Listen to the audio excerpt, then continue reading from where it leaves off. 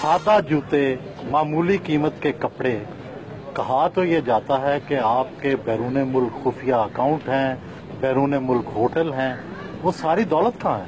वो मैंने सब डोनेट कर दी गवर्नमेंट ऑफ पाकिस्तान को।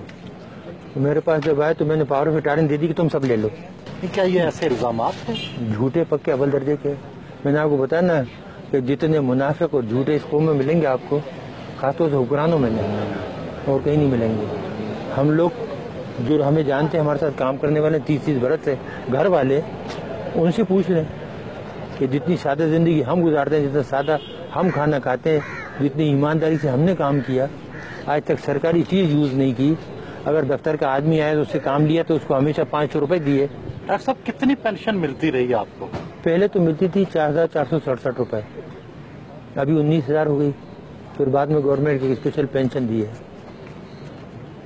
जब उन्हें ये पता लगा कि इनके पास कोई पैसा वैसा नहीं है, इन्होंने कोई चोरी नहीं की और ये सब बकवास थी, प्रोपेगेंडा था, न मकान है, न अकाउंट है, न कुछ है, तो फिर आए कि जी हमें पता है आपको बहुत तकलीफ है फाइनेंशियली, बहन भाइयों से ले लेके गुजारा कर रहे हैं, तो फिर एक स्पेशल पेंशन दी। कि आपकी टीवी की एक औरत होती जो पहले सब्जियां बेचती थी, वो एक दिन एक प्रोग्राम में कह रही थी, बहुत दिन हुए, तो जी इनके 23 प्लाट हैं इस्लामाबाद में, 23 बंगले। एक और साहब हैं जो अपने आप को बहुत बड़ा मशहूर कंपेयर कहते हैं, वो कहने लगे कि जी ये तो ठीक है इनको बंद कर दिया, लेकिन इनके जो मिलियंस बाहर रखे हैं वो भी तो मंगाओ। तो कितने के प्लॉट आपके हैं इस्लामाबाद में? पूरा इस्लामाबाद, पूरा पाकिस्तान मेरा नहीं, वैसे जहाँ जैसे आपकी जाती मलकियत कितने हैं?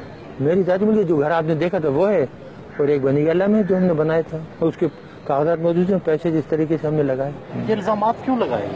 इस मुल्क में झूठ बोलना दरोगोई तो कामन है ना, जिस पे जो चाहे इल्जाम लगा दो। जो चोर हैं, डाकू, उन पे इल्जाम नहीं लगते। वो साहूकार हो तो उनकी सफाई पेश होती है कि नहीं वो तो बहुत ही ईमानदार हैं, नौमौलूद बच्चे की तरह हैं। एटमी मुल्क पाकिस्तान में हर तरफ लोड शेडिंग के अंधेरे हैं, क्या न्यूक्लियर तवानाई से ये मसला हल हो सकता है? ये हो सकता है बहुत। देखिए, अगर आप करना चाहें, कोई काम भी आप करना चाहें तो उसको आप नेशनल लेवल पे लें, नेशनल पॉलिसी बनाएं, गाइड करने वाले सही हों, लेकिन जहाँ चीजें जाहिलों के हाथ में हों वो कुछ कर सकते हैं। क्या तरीका है? कोई शॉर्टकट है? शॉर्टकट देखिए, तरीके बहुत से हैं, लेकिन अब हमने कसम खाई है कि इस मुल्क को कुछ नहीं बताएंगे। जो हमने बताया उसका जो सिला मिला ना, अब उसके बाद कोई सोल्यूशन, कोई हल नहीं बताएंगे किसी को। आप नाराज हैं लोगों से? लोगों से तो नाराज नहीं है, लेकिन एहसान फरामोश से तो नमक हरामों से नाराज है।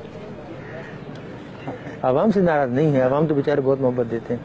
आपने खुद अभी मेरी बेगम को देखा, सीधी सादी बेचारी किन जाती, कितनी गुस्से में आई वो, जिसके साथ ये हो कि 6.5 साल से बंद रखा है, बच्ची को नहीं आने देते, मिलने नहीं देते, बोल देते कि लुटेरे डाकू तो पूरी दुनिया में घूमते फिरते हैं और हम इस मुल्क के लिए खतरा बन गए, जबकि हमारा कोई ताल्लुक ही नहीं। 9 साल से हमारा कोई ताल्लुक ही नहीं ऑर्गेनाइजेशन से।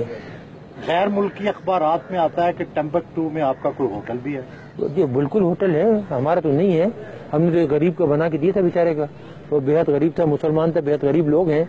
हम सब ने मिल के 8-10 आदमियों ने चंदा करके, तो तकरीबन $50,000 थे, उसको वहाँ उसने जगह ली थी और उसको उसने बनाया। अगर हमारा तो हमारे पास वहाँ से पैसे आते कि नहीं आते, और हमें वहाँ बनाने की जरूरत पड़ी थी। अगर हमें बनाना होता तो यहाँ इस्लामाबाद में 1-2 घर खरीद के उससे आमदनी नहीं कमाते। डॉक्टर साहब, जिंदगी में किसी बात का पछतावा भी है? इस कौम के लिए काम करने का।